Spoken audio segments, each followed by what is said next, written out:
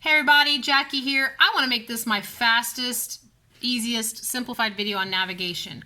I've already gone in and logged into the dashboard. Then I logged into Language Arts and I went into course. So here is our home page for the Language Arts course. I'm going to click on this weekly planner. In 2 videos ago I said don't touch this, but they have done something awesome. So I'm going to click on the weekly planner.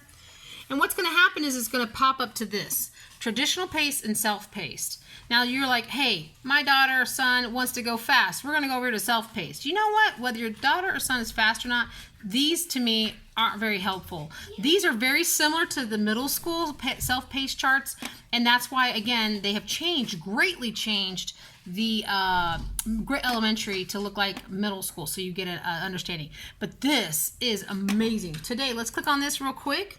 We're going to jump into this interactive calendar. Now, let's just do language arts. So I'm going to uncheck the other courses. I'm unchecking social studies, math, science, and I'm going to say filter courses. Now, this just shows my English language arts. So I have, these are the bright red is the assignments. These are the class times. And then again, they want us to know about morning announcements. That's fun.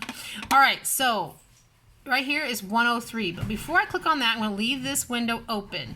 I'm going to go back to my language arts page. So I have gone to weekly planner.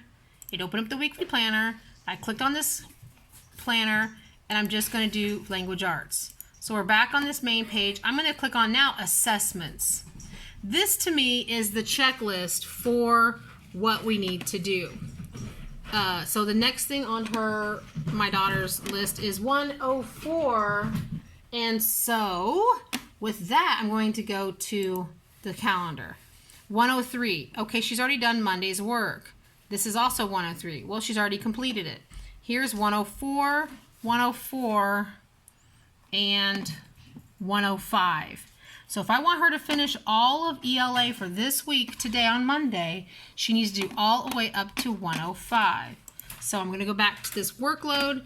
She's going to do 104 and 105. So let's do that now. Click on 104.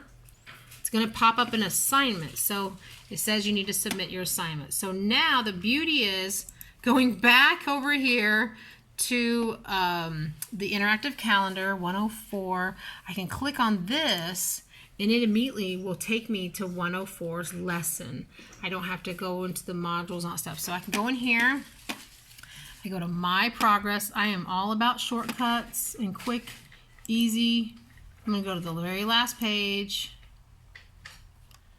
And this is the 104 assignment. Once it pops up, here we go.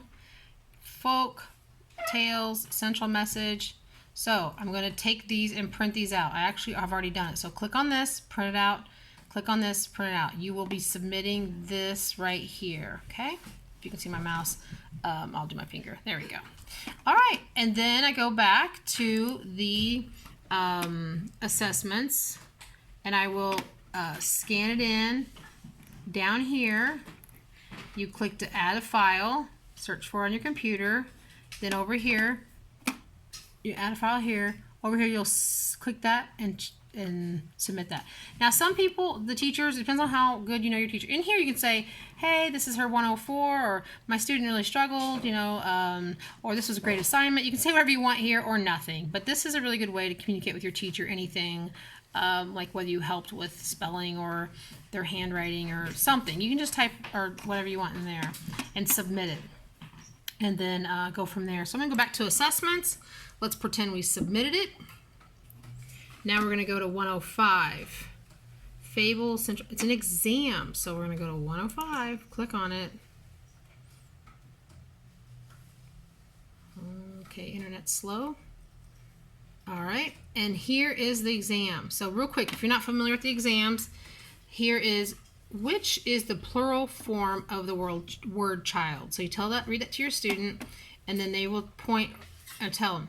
Let's say they go, well, I know it's not that one. So you can actually right click and strike through to help them know that's not one they want.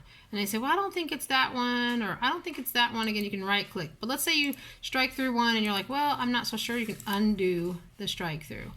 Once you're done, scroll all the way down and submit your exam, and it'll go away. You can go back to assessments, and then again 4 and 5 will disappear because you've done them in 6. So when you come back to the interactive calendar, you're done with LA for the week. So then we can click on maybe social studies, check off this one, and say filter. And the next screen, oh, there we go. It'll show me what's due for social studies for the week. This still may be challenging or clunky for some people, but this is also another way. I'm going through it with my 2nd grader. My 4th grader is really independent. She knows what she's doing. And my middle schoolers, working with them, they're a little different, but same. So I hope this helps.